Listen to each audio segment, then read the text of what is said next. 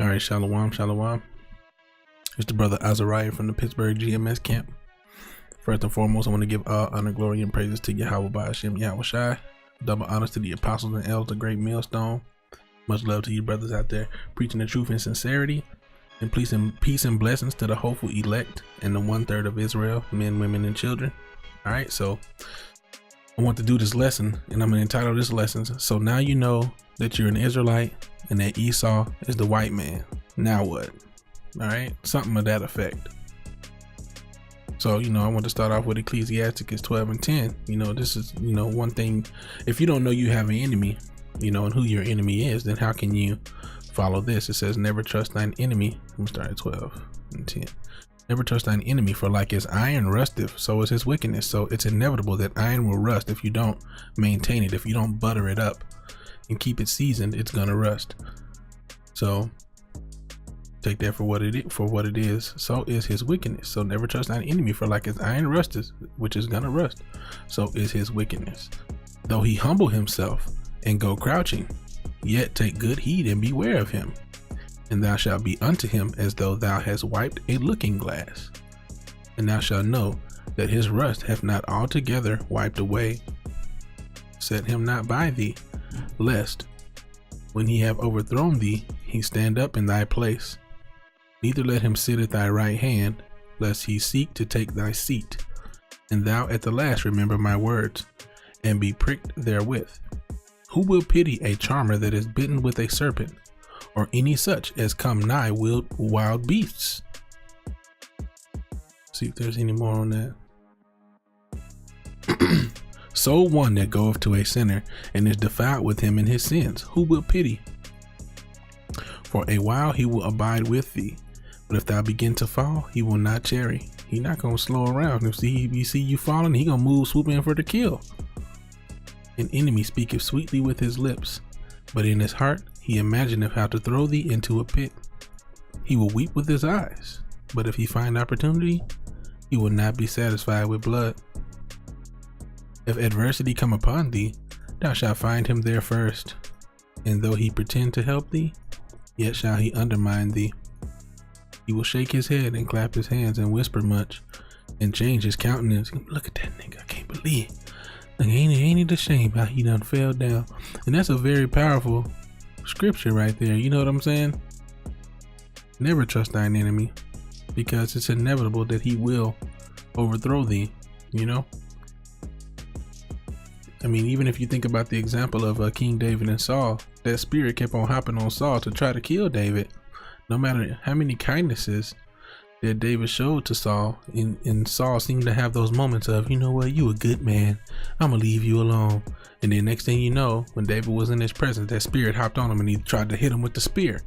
So he kept chucking that spear at him, because that wickedness, that remembrance of the hate that he had for David kept popping back on him. And the same thing goes for your enemy. Now, you can have enemies of your own nation, but your main enemy is Esau, man. Esau has been your enemy for, like, who knows? I mean, forever, man. Since the womb, man. Jacob and Esau been fighting since the womb. Now let me see if I can find this.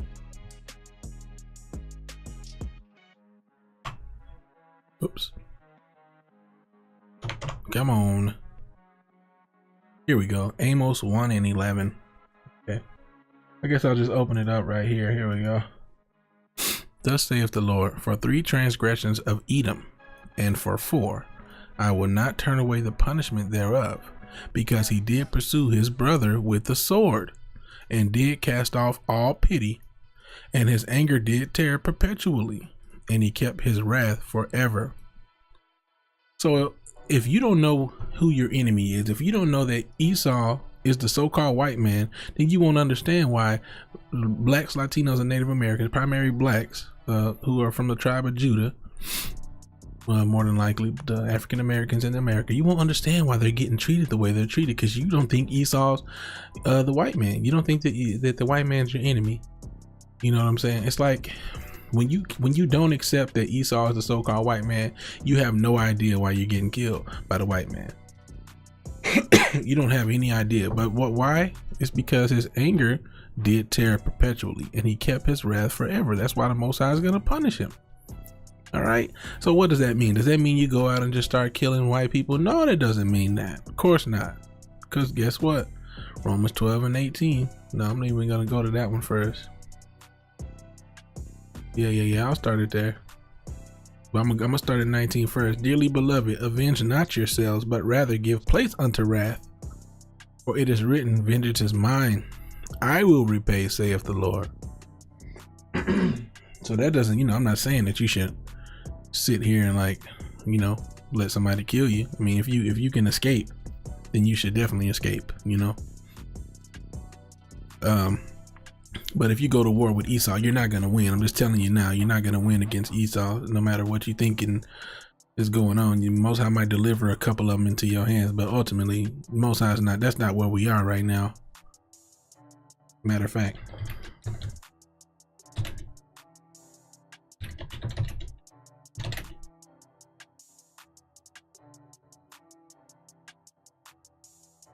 Second Corinthians 10 and 4.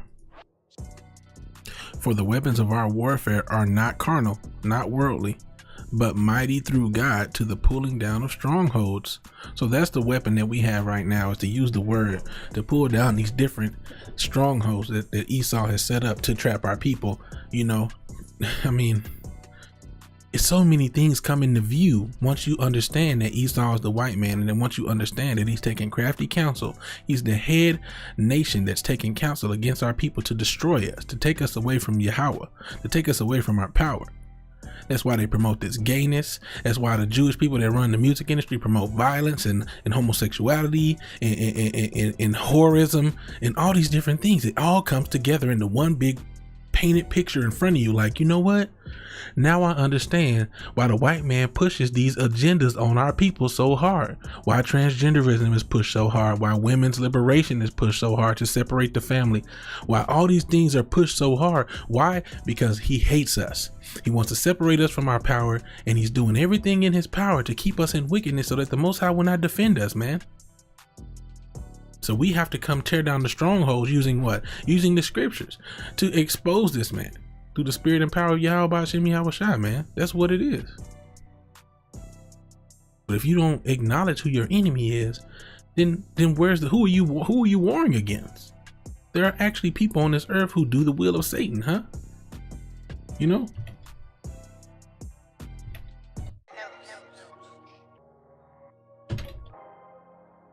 Let's just see. 2 Thessalonians 2 and 9. Sorry for smacking my mouth there. 2 Thessalonians 2 and 9. Let's just see. 2 and 8 probably. For the mystery of iniquity doth already work. Only he who now letteth will let until he be taken out of the way. And then shall that wicked be revealed, whom the Lord shall consume with the spirit of his mouth, and shall destroy with the brightness of his coming. Even him whose coming is after the working of Satan, with all power and signs and lying wonders, and with all deceivableness of unrighteousness in them that perish. So there's someone here who's working, whose coming is after the working of Satan. Well, who is that? It's the so-called white man, the Edomites, man. Who else, man? Who else's actions are after the working of Satan? Now, like I said before, dearly beloved, avenge not yourselves, but rather give place unto wrath. For it is written, vengeance is mine, I will repay, saith the Lord. So give place unto wrath. Take it, basically. Just take it. You have to take it. Because what? The Most High said, vengeance is his, and he will repay, saith the Lord. So don't avenge yourself. You just have to take it right now, man. That's just what it is. And I'm not saying, like I said, I'm not saying sit there and let somebody kill you. But what I am saying is, people getting angry with you and you want to get carnal with them, hey man, you gotta let that junk ride, bro. What does it say? In Romans 12 and 18, if it be possible, as much as lieth in you, live peaceably with all men. So if it be possible, we're supposed to try to live peaceably with all men. This is another aspect of that. Agree with thine adversary quickly, whilst thou art in the way with him, lest at any time the adversary deliver thee to the judge, and the judge deliver thee to the officer, and thou be cast into prison. Verily I say unto thee, thou shalt by no means come out thence till thou hast paid the othermost farthing. You know, you have to agree with your adversary. You know what I'm saying? I mean, so sometimes police come around, you have to, yes sir, no sir. You know what I'm saying? Yeah, even sometimes with these dang Edomites, you know what I'm saying? They might call the police on you. You know, they're gonna probably believe them over you, depending on what the situation is. But I think this is primarily talking about officers, you know? Agree with thine adversary quickly, because they the main adversaries. They the one out here killing us, whilst thou art in the way with him. So why should, you know, why he right there with you? Hey man, you gotta agree. Yes sir, no sir. Lest at any time he deliver thee to the judge, and the judge deliver thee to the officer, and thou be cast into prison. So, you see what I'm saying?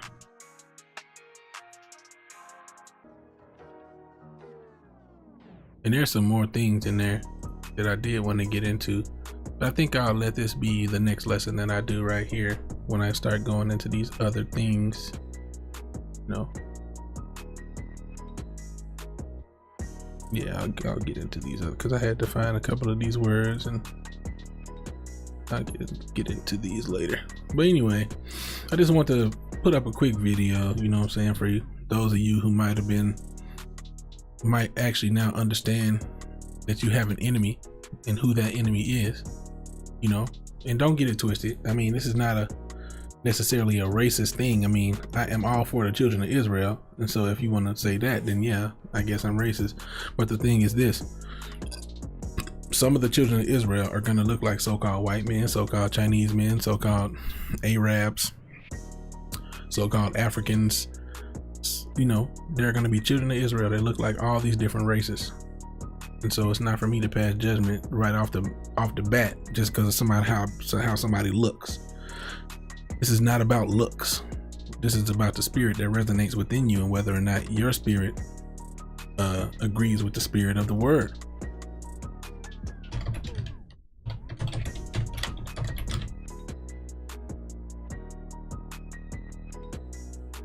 And these are the last ones I'll get. 1 John 4:1. Beloved, believe not every spirit, but try the spirits whether they are of Yahweh, because many false prophets are going out into the world. Let's see. Hereby know ye the spirit of Yahweh. Every spirit that confesses that Yahweh Shai HaMashiach is come in the flesh is of Yahweh, and every spirit that confesseth not that Yahweh Shai HaMashiach is come in the flesh is not of Yahweh, and this is that spirit of Antichrist, whereof ye have heard that it should come, even now already is it in the world. Ye are of Yahweh, little children, and have overcome them, because greater is he that is in you than he that is in the world. They are of the world, therefore speak they of the world, and the world heareth them. We are of Yahweh. Ye know of Yahweh, hear us.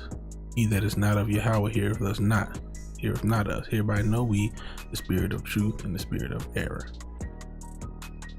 Where's the one I wanted to get?